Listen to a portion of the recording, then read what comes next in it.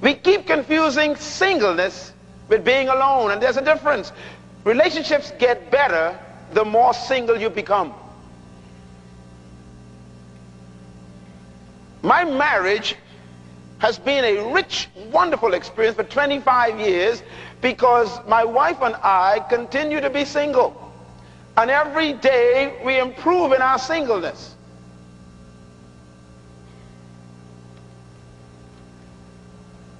Singleness is more important than marriage.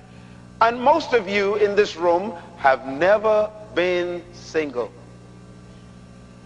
All you've been is unmarried. And thank God.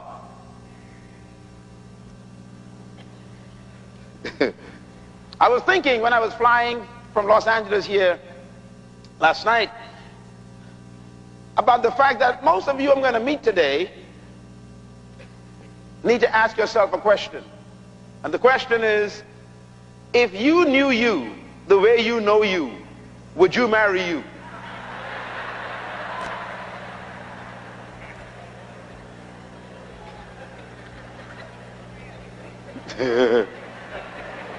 Think about it. Think about your bad breath in the morning. Would you like to wake up next to that bad breath? What about your secret habits, not bathing when you should? Stinking socks, smelly underwear. I mean, would you sleep with that? Don't get funny on me now. You might as well accept this. And you asking people to take that home with them for the rest of their lives.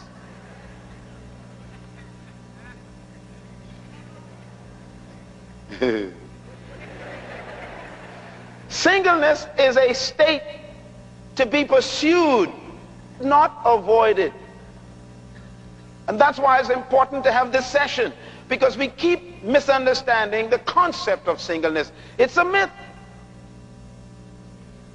We think singleness is a negative. Singleness is the most positive thing in the world, and it is the key to relationships. As a matter of fact, to be single should be the goal of every married person. How's that for a confusing statement?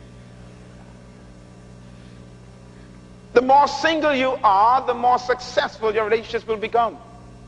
Not just marriage. I'm talking about friendships. Some of you got horrible friendships and they keep falling apart and there's tension all the time and you cannot get along with your friends because you are not yet single. Could you imagine getting married like that? You can't even keep friendships because you're having difficulty with your own singleness. Let's talk about this very quickly. Singleness is actually God's idea. It's God's original foundational plan for you. And let me show you some perspective. Matthew 19 was read earlier. Let me just read it for you. Please turn there. I want you to underline this chapter for me very quickly. Matthew chapter 19 is an important chapter. It starts out with a question in verse 3 asked by the religious leaders to Jesus Christ our Lord. And they said to him, is it lawful for a man to put away his wife for any and every reason? Again, they're talking about divorce. He answered, haven't you read that at the beginning it was not so, because the Creator made them male and female? Stop reading right there. That's a powerful statement. They're talking about divorce. He ignored them. They're talking about a broken heart. He ignored them. He says, look, you guys talking about something I don't know about. You talking about divorce and broken homes and broken families and wayward children. You're talking about hurt emotions and traumatizing your children. You talk about people fighting and beating up each other and domestic problems. He said, look, in the beginning it was not so. He took them behind Genesis chapter 3, back to chapter 1. And he said, in the beginning, God, watch my lips, did not create marriage. Watch my lips again. In the beginning, God did not create marriage. That's what he really was saying. They said, should a man divorce his wife? And in every reason. He said, no, no, no. It doesn't begin with marriage. He says, in the beginning, God made them male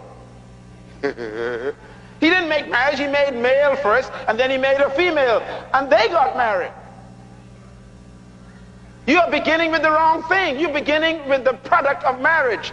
I'm beginning with the ingredients for marriage. Oh, I'm getting ready to talk to myself. He said, look, you guys are focusing on marriage and divorce, and God's focusing on male and female. If you want never to experience a divorce, he says, you must begin with the male and the female in the beginning. Very important. He said, look, God doesn't know what you're talking about, and I'm God. I don't know what y'all are talking about. He says, I don't know what you're talking about. All I know is from the beginning, we made male, we made female. You guys made divorce. I never made divorce. Don't know what you're talking about. That's an invention of Moses. All I made was male and female in the beginning. Everybody's in the beginning. That's important, because you don't want to marry anybody who is not in the beginning. See, there are two males and there are two females. Let me tell you who they are. There's a female in the beginning, and there's female after chapter 3. There's a male in the beginning, and there's a male after chapter 3.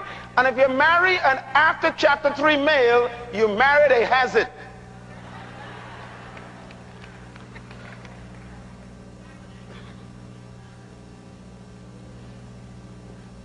Let's prove it. He says, for this reason should a man leave his mother and father and cleave unto his wife, and the two shall no longer be two but one.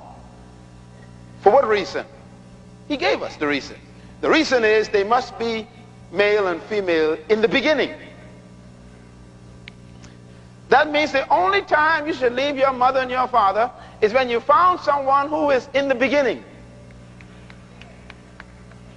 Oh boy. So your first question when a man looks at you and says he wants to marry you should not be, do you love me, but where are you located? Are you before Genesis 3 or after Genesis 3? Are you back in the garden or are you in the bush? We need to know. Oh, I need 2 days to talk about this. When she winks at you, brother, and say you're cute, just say, baby, where are you located? Are you before Genesis 3 or after Genesis 3? That becomes your determination for a long-term relationship. Why? Because that's the reason to leave home. We keep leaving the security of our homes to enter tents.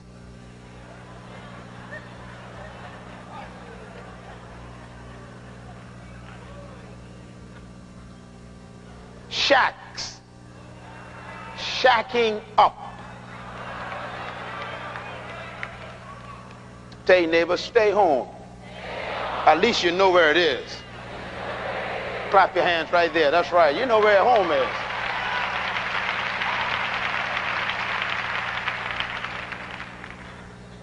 Now watch this. Verse 6. So they are no longer two, he says, but one.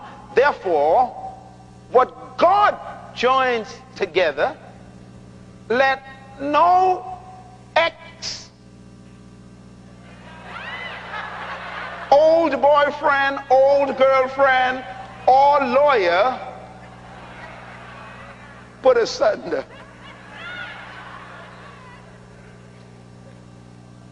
Whom God joins together, he says, let no lawyer, no judge, no ex-boyfriend, girlfriend, or spouse, or even prophet put asunder.